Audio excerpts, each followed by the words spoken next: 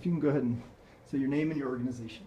My name is Angeline Jackson. I'm the Executive Director and co-founder of Quality of Citizenship Jamaica. Great. Could you say a little bit more about what international corporations or American corporations could do to support their LGBT employees or the broader community in your country? What I think one of the how corporations, international corporations, can help the LGBT community employees, and particularly those who are employed in franchises in the Caribbean, I think is to have their policies, have policies that can be implemented across franchises, and I think they could also be more visible in their support of the LGBT community. There are companies in the U.S. who have during Pride, they will put certain promotions on or have certain Pride symbolism around their business, and I think that is something that can be incorporated in the Caribbean. Not to say that you put a big rainbow flag on a Burger King franchise in Jamaica, but that there can be a way to indicate the support for the LGBT community in the country by just being vocal about it. I mean, Apple CEO, having come out and said that I'm gay has not resulted in a lot of people knowing about that. And yes, it has caused the responses of, well, we're not going to use Apple products anymore, but who is really going to do that? But that is a way in which there can be visibility and there can be support for the communities in the various countries. And in terms of the tourist industry, what more could the tourist industry be doing to ensure safety for LGBT tourists, to encourage LGBT tourists, or should they be discouraging LGBT tourists? Could you repeat the question? Yes. The tourism industry, and how it can help within the Caribbean and other countries. I think what they can do, I do not believe that the tourism industry should discourage persons from visiting the countries, because that can have a negative impact on the LGBT communities, the community in the country, because there are a lot of us who are employed within that industry, and we would also suffer from that. And I personally don't believe that it is the right way to make change. It will only cause resentment. We've seen that from the withdrawal of withholding of funding and that kind of thing. But what I do believe that the tourism industry can do is to, wow, that's a hard question. I think the tourism industry can help by liaising with the organizations in country, and I mean sometimes there are 10 organizations in a country, but being able to try and reach out to the organizations in a particular country, to have a discussion one-on-one, because the perspective is very funny, because what my perspective of how the industry can help might not be the perspective of somebody else in country, and I think all of us should have a say in how persons can help us. Having said that, and this kind of ties in with the multinational statement I was making earlier, hotel chains in particular that are within some of our Caribbean countries, I believe, can make it known, so that for those of us who might be interested in giving support to these companies, we would know where best to put our money.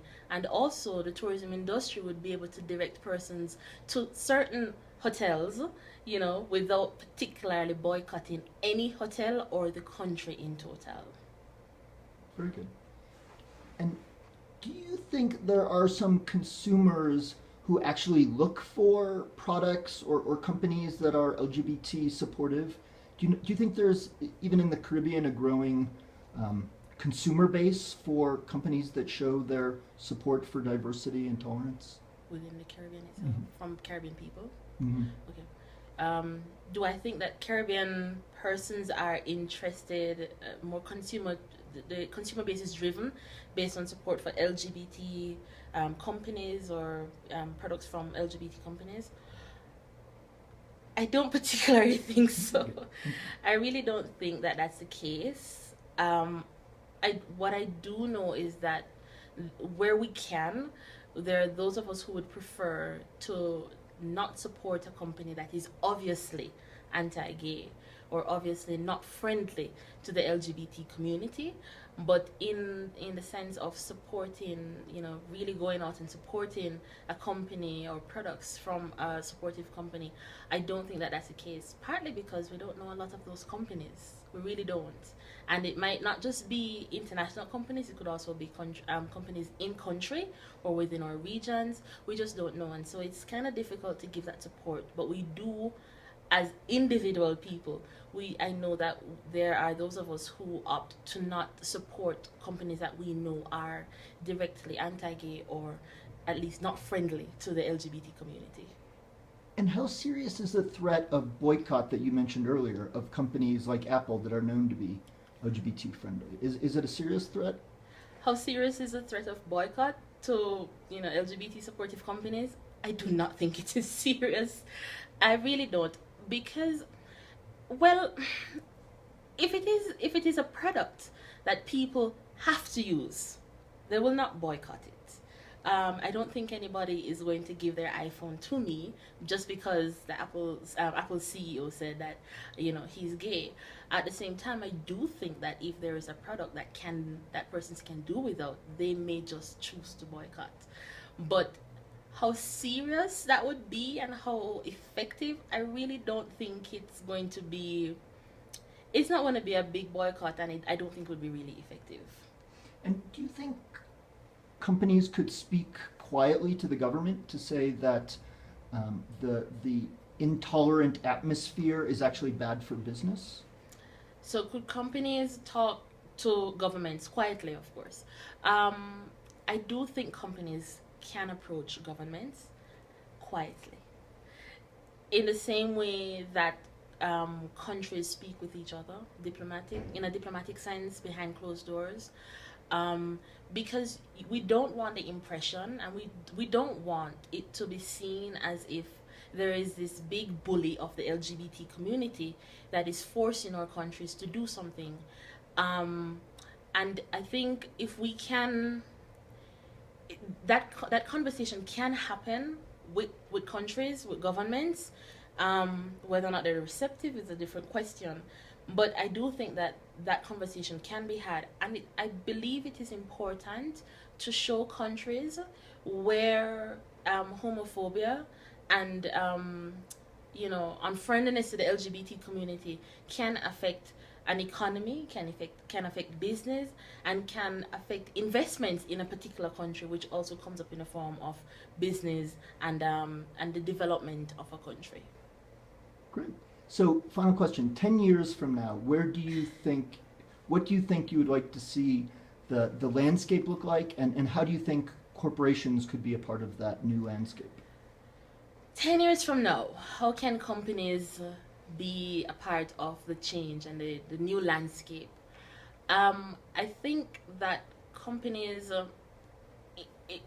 as much as I think how I've been saying it so far is how it would develop over the years, which is companies quietly speaking to countries and governments, and sometimes not just governments, persons who have an impact on governments. Being able to where our countries may not have a pride festivity or pride festivities during a certain month, but where there is pride in another country or the headquarters of a particular company, then there can be some solidarity shown within the franchises or the branches in other countries like Jamaica and other Caribbean and other countries.